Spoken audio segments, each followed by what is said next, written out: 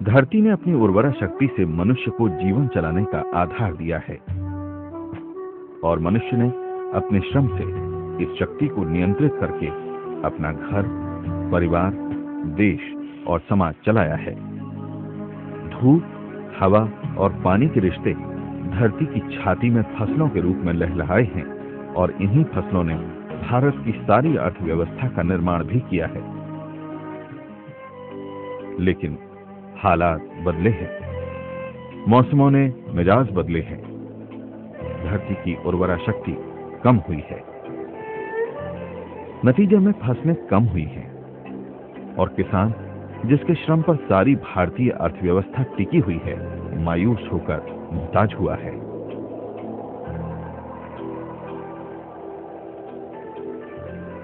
खेती की लागत बढ़ती चली गई थी। प्रदेश के किसानों के पास मजबूरी थी कि या तो वे कर्ज लेकर खेती करें या अपना घर-बार, जमीन छोड़कर शहरों में काम धंधा ढूंढें। जमीन का मालिक किसान कर्जदार होकर रोजी रोटी की तलाश में शहरों में मजदूर बन गया और कर्जों ने उसे तोड़ कर रख दिया। अनिश्चित बारिश और सिंचाई के साधनों के अभाव ने उर्वर खेतों को बंजर जमीन में तब्दील कर दिया। थोड़ी बहुत जो फसलें हुई थीं, उन्हें कीड़े मकोड़ों ने चट कर दिया।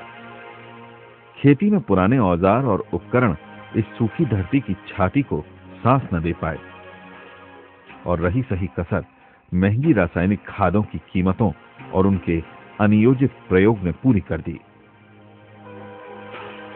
अनिश्चित और महंगी बिजली से सिंचाई तो संभव थी ही नहीं। जो कुछ किसान ने रूखा सूखा फसल के रूप में हासिल किया, उसे बाजार में बैठे मध्यस्थों और दलालों ने लूट खाया। भारत का किसान समृद्ध न होने के कारण मुख्य 3 हैं। पहली बात यह है कि खेती की लागत इतनी अधिक बढ़ती जा रही है और उसके अनुपात में जो बाजार भाव है, जो उसको मूल्य मिलना चाहिए, वो नहीं मिलता। और तीसरी बात यह है कि लगातार कई वर्षों से किसान उसी खेत में खेती करता चला आ रहा है, जिससे उसकी जो जमीन की पैदावार है, जो उर्वरा शक्ति है, वो बिल्कुल स्थिर हो चुकी है। तो जितनी खेती में लागत है, उसके एवज में उपज उतरी नहीं है।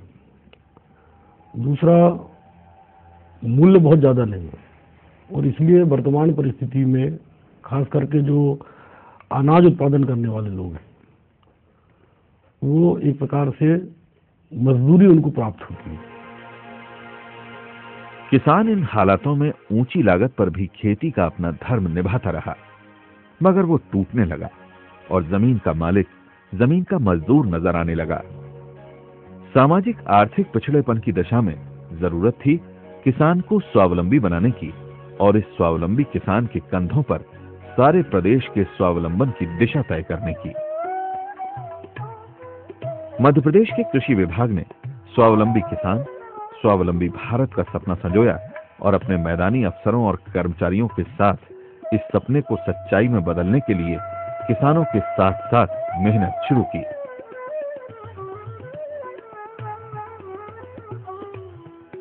दृष्टि साफ थी कि अगर खेती की लागत कम की जाए और किसान अपने आसपास के वातावरण को आधुनिक कृषि तकनीक के रूप में इस्तेमाल कर सकें, तो दशा और दिशा बदल सकती है।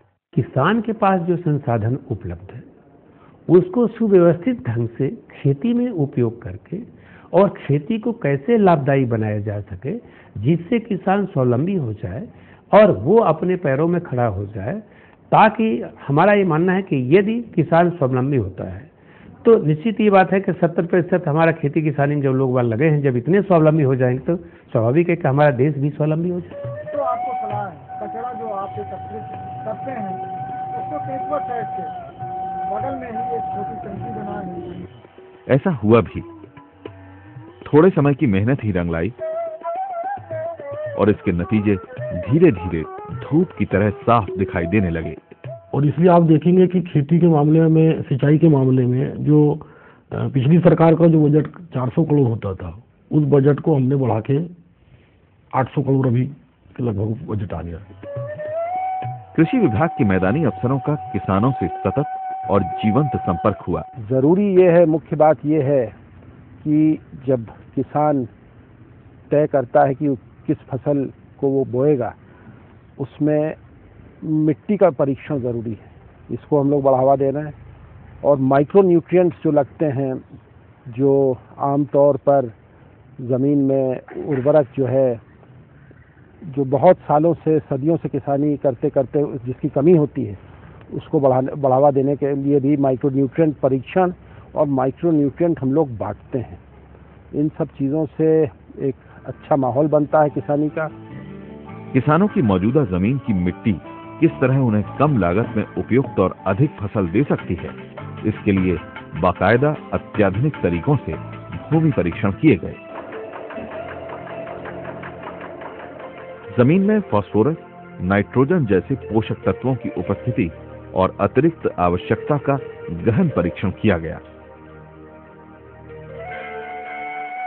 और जो पोटाश आपके खेत में भरपूर है, उसके लाने आप जो है हर किसान को उसकी अपनी जमीन की ताकत के बारे में व्यवस्थित तरीके से बताया गया कि उसे किस तरह की फसलें बोना चाहिए, कब सिंचाई करनी चाहिए, कब किस तरह की खाद डालना चाहिए।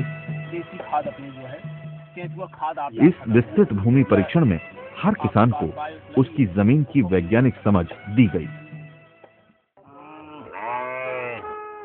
पालतू पशु किसानों के लिए अनेक तरीकों से उपयोगी हैं। कृषि विभाग ने किसानों को न सिर्फ बायोगैस संयंत्र लगाने के लिए प्रेरित किया, बल्कि जैविक खाद और जैविक खेती के बारे में भी समझाया।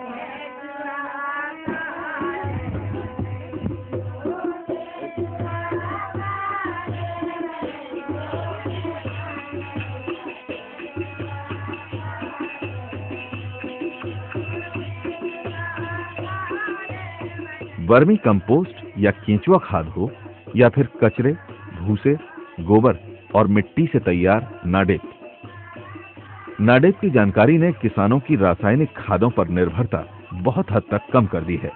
जमीन के लिए उर्वरक शक्ति की जरूरत है, तत्वों की जरूरत है, और जो हमें गोबर है और गोबर से जो हम खाद बनाते हैं उसमें वो सभी तत्व उपलब्ध होते हैं।